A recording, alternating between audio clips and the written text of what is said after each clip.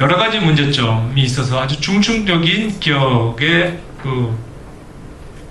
산실이기도 합니다. 보면은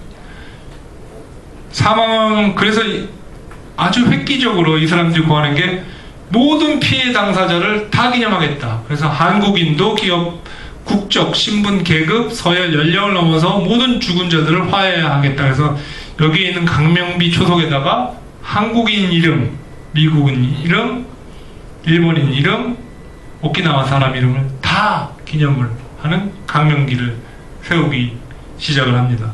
그래서 여기에는 오키나와인 14만 명, 다른 지역인 7만 7천 명, 미국인 14,000명, 영국인 82명, 대만, 한국인 446명, 그래서 도합 24만 명의 이름이 새겨져 있습니다.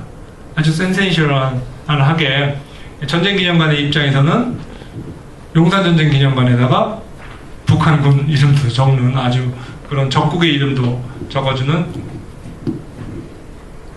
오키나와적인 화해의 모습입니다.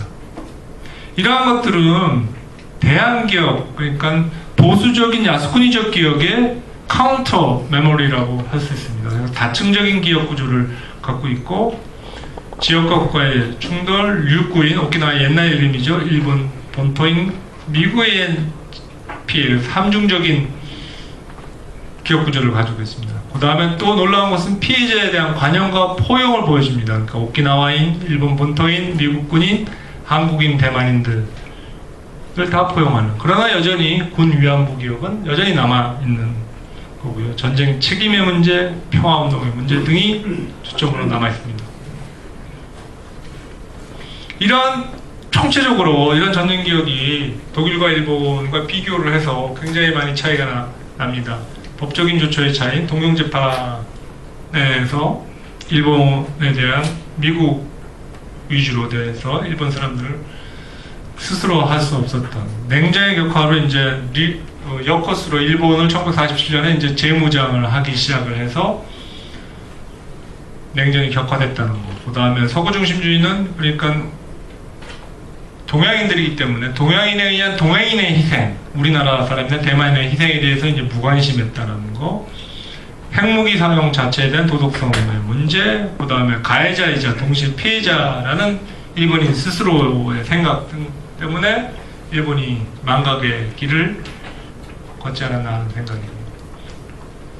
결론적으로 일본 전쟁기념관을 짧은 시간 안에 둘러보고 특징을 간단히 정리를 하면은 가해와 피해가 역시 계속되는 딜레마 아닌가. 가해를 했지만 또 자기네 스스로가 피해라고 생각하고 전쟁기억을 끊임없이 정치적 자산을 이용을 해서 야스쿠니나 군 위안부 문제를 정치적으로 이용하는, 활용하는 문제점이 남고 있고 또 자기 반성적인 하나의 기억을 창출하는데 실패를 했다 하는 의미고, 그럼에도 불구하고 제가 생각하기에 일본이 그러면은 다시 중국과 한국을 침략을 무력으로 해서 무슨 문제를 일으킬 것이냐, 그럴 가능성은 굉장히 적지 않나 하는 생각이고요.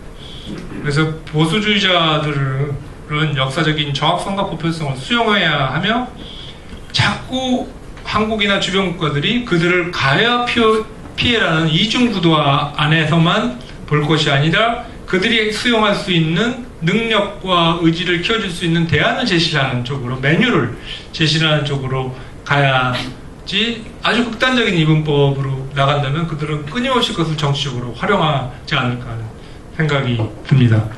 한국에 주는 함의를 끝으로 대일정책 여기 전문가이신 이상호 교수님도 와 계신데 용서하되 잊지 말자 하는 제 나름의 간단한 거고요. 그리고 우리가 버려야 될 편견 중에는 일본 내 목소리가 굉장히 다양하다는 거고요. 우리의 언론 보도보다 일본의 언론에 한국이 보도되는 게 더 많습니다. 그러니까 우리가 스스로 반성을 많이 해야 되는, 한국 내 뮤지엄, 한국에 있는 전쟁박물관도 반성할 것이 굉장히 많다. 예를 들면 일본에 있는 단파 망간기념관, 그러니까 일본에 우리 강제 노동자가 가서 고생을 한 망간기념관이 폐쇄됐습니다. 5월달에 돈이 없어서. 그런 문제점. 코리안 가미가제, 한국인 가미가제가 있었는데 그 가미가제의 부인 되는 분이 고양이 사천에다 기념관을 지으려고 했는데 못 짓게 막았습니다. 그런 문제, 또 기업의 상업화 문제 등 약간 사진을 보면 9.18 역사기념관에는 1중 5호, 그러니까 중국은 자기네들 항일전쟁 기념관에 꼭 5호 기념관을 섹션을 마련해요. 일본을 포용하는 거죠. 이렇게 덩시아오평과 이게 다나카, 모테퉁과 거 다나카 중일 협약 맺는 거. 근데 우리나라는 어떤 독립기념관이나 전쟁기념관 가도 일본과 우호한다는 걸 하면 큰일 납니다. 전혀 없습니다. 북경에 있는 거고요. 서대문 연구소 한번 보시겠습니까? 고문 체험하는 어린이 놀이입니다. 극단적인 반일 감정 부추기 있는 거죠. 이렇게까지 할 필요 있을까 하는 생각을 해보는 거죠. 용사전쟁 기념관입니다. 거북선이 너무 많이 이제 등장을 하죠. 한국전쟁도 거북선, 그래서 민족적인 그런 메타포를 굉장히 많이 과잉생산하는. 그 다음에 제주평화센터는 제가 가본 평화뮤지엄 중에 위치는 세계 최고입니다. 제주에 있는 국제 컨벤션 센터 바로 앞에 있고 바다가 쫙 보이는 곳인데 그 안에 가보면은 이렇게 배용준, 최지우, 밀랍 인형이 전시되어 있습니다. 기업의 상업화죠. 그래서 우리가 고쳐야 될 점도 굉장히 많습니다. 끝으로 제 강의를 마치면서 세계에서 최초로 상업, 그러니까 돈을 받고 하는 박물관을 만든 필라델피아 커머셜 뮤지엄의 윌리엄 윌슨이 1894년에 한 말입니다. The practices of celebrating, classifying and displaying must all be understood as exercise in power.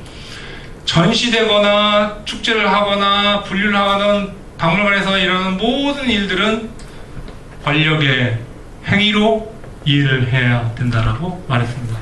제가 오늘 짧게나마 일본 전쟁 기념관과 그 다음에 그 안에 갖고 있는 기업 정치의 메타포, 그 다음에 한국에 주는 그런 함의들을 아주 짧은 시간에 말씀을 올렸고요.